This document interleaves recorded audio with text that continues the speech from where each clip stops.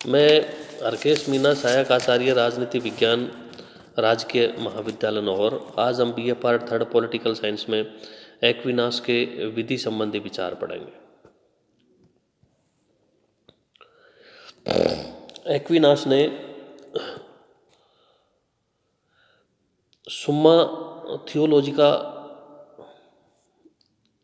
जो अपना ग्रंथ था उसमें उनके कानून संबंधी विचार दिए हैं, और कानून की उन्होंने एक परिभाषा दी है। उन्होंने कहा है कि कानून सामान्य हित में विवेक द्वारा दिया गया आदेश है जिसे वह व्यक्ति उद्घोषित व लागू करता है जिस पर समाज की रक्षा का भार होता है।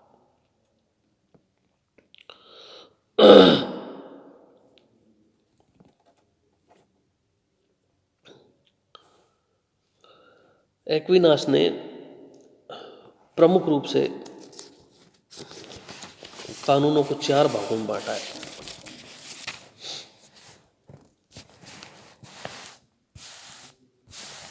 शाश्वत कानून, प्राकृतिक कानून, देवीय कानून और मानवीय कानून।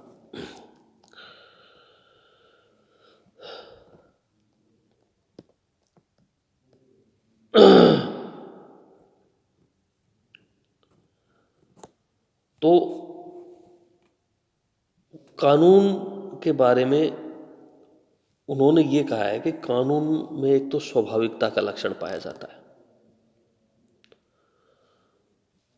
यानी कि कानून मानव स्वभाव के अनुरूप होते हैं।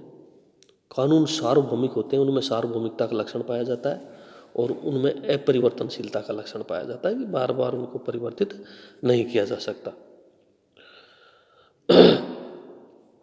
अब उन्होंने जो कानून के 4 रूप बताए हैं, शाश्वत कानून, प्राकृतिक कानून, देवीय कानून और मानवीय कानून। तो शाश्वत कानून के बारे में उनका ये मतलब है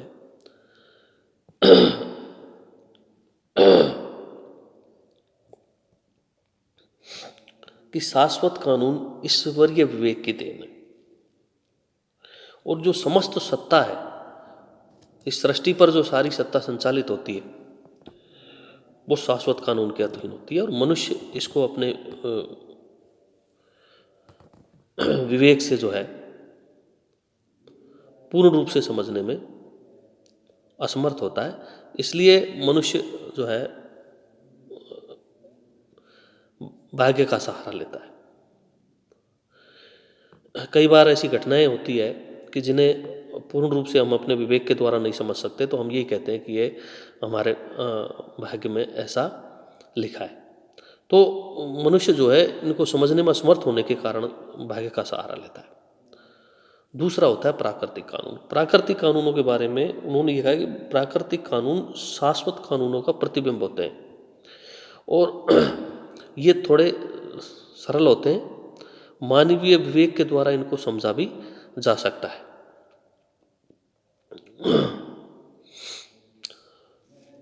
मनुष्य के हृदय में अच्छाई और बुराई के प्रति भाव, सत्य और असत्य के प्रति भाव,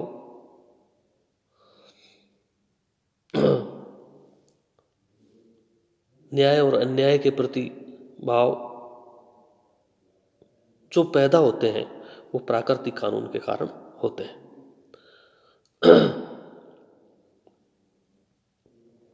हमें सत्य के प्रति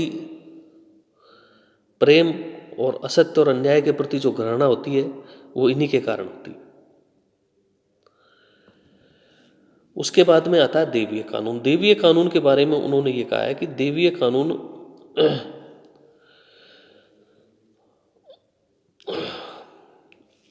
सामान्य विवेक के जो आदमी रहते हैं उनके द्वारा इस कानून को नहीं समझा जा सकता, लेकिन जो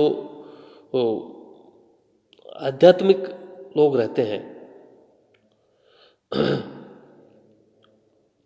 शुद्ध आत्माओं के लोग होते हैं, उनको जो है इस कानून को वो लोग आसानी से समझ सकते हैं। ये एक तरह से ईश्वरीय वाणी होती है देववाणी होती हैं और इनको जो है बाद में हमारे धर्म ग्रंथों में संकलित कर दिया जाता है, जिनको जो है शुद्ध आत्माओं के जो व्यक्ति होते हैं उनके द्वारा समझा जा सकता है।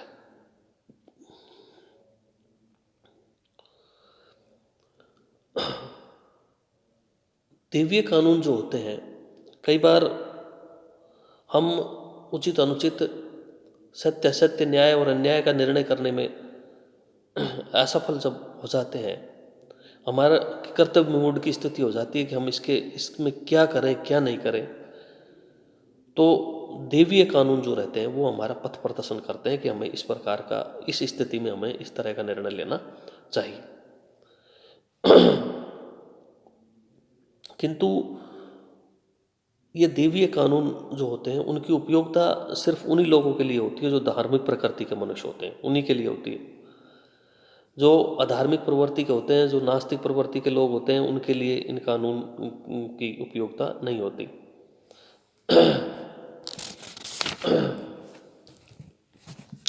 उसके बाद में है मानवीय कानून। तो मानवीय कानून की जो उनके मानवीय कानून के बारे में उन्होंने कहा कि मानवीय कानून हमेशा विवेक पर आधारित होने चाहिए।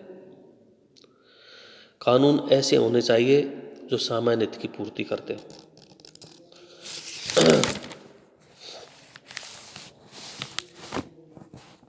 और ये जो कानून है मानवीय कानून,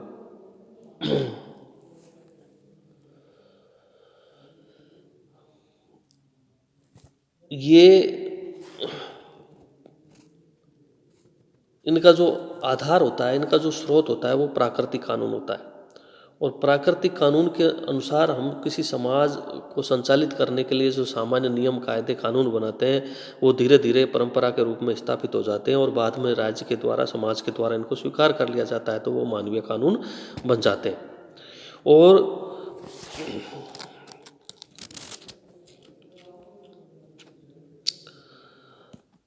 लेकिन जहाँ प्राकृतिक कानून चेतन अचेतन जगत पर लागू होता है, मानवीय कानून केवल मानवीय समाज पर ही लागू होता है। और हमेशा मानवीय कानून के बारे में उसकी जो विशेषता है वो हमेशा ये है कि मानवीय कानून जो है विवेक पर आधारित होगा, यानी उसका निर्माण जो है विवेक अनुसार किया जाना चाहिए।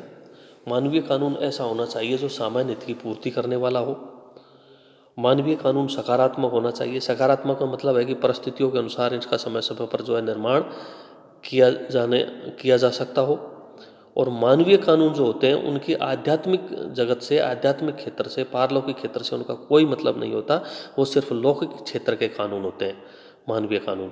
तो मानवीय कानून सिर्फ लौकिक क्षेत्र पर लागू होते हैं। मानवीय कानून ऐसे होते हैं जिनका उल्लंघन करने पर व्यक्ति को जो है दंड दिया जा सकता है। और ये इनका आधार प्राकृतिक कानून होता है और प्राकृतिक कानूनों के अनुकूल ही इनको होना चाहिए। ये जो है मानवीय कानून की विशेषता होती है। तो कानूनों के बारे में उन्होंने जो है अपने विचार जो प्रकट किए हैं उनमें मुख्य रूप से ये है कि उन्होंने कानून 4 प्रकार के बताए: शाश्वत कानून, प्राकृतिक कानून, देवीय कानून और मानवीय कानून। लौकिक जगत में जो है मानवीय कानूनों को ही मानना होगा। मानवीय कानूनों का जो क्षेत्र है वो लौकिक क्षेत्र होगा। धन्यवाद।